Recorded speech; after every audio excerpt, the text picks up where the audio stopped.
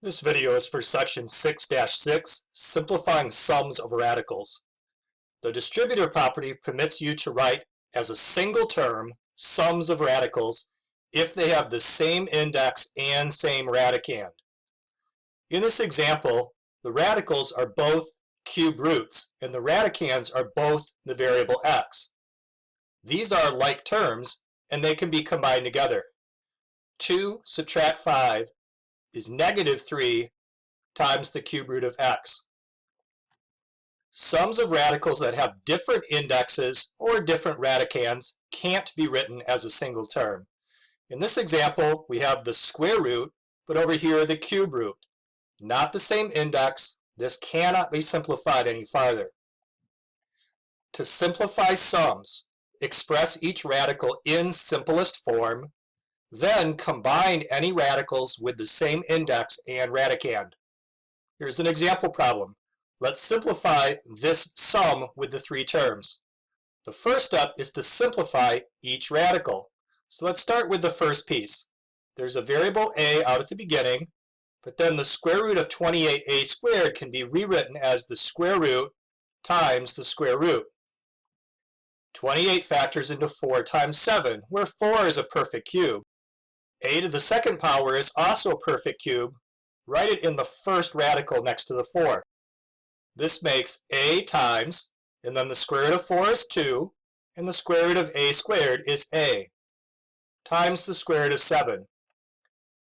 This can be rewritten as 2a squared square root of 7. Now let's go over to the middle term. This can be written as minus a squared times a radical times a radical. 56 is 4 times 13. The square root of 4 is 2, so this is equivalent to minus 2a squared square root of 13. Now the last term. This can be rewritten as a radical times a radical. 63 is 9 times 7, where 9 is a perfect square. A to the fourth power has an even power, so it is a perfect square. This is equivalent to 3a squared times the square root of 7. That takes care of step 1, simplifying all of the terms. Next, combine any radicals that have the same index and same radicand. We can combine the square root of 7 terms. 2a squared times the square root of 7 plus 3a squared times the square root of 7 is 5a squared square root of 7. The other radical term has a square root of 13, and it needs to be kept separate from that first term. Here is the simplified version of that original expression. Here's one more example. Let's simplify this one. They both have fourth roots, but the radicands are not the same. To see if they can be combined, we need to simplify each radical. Let's start by rewriting the first term.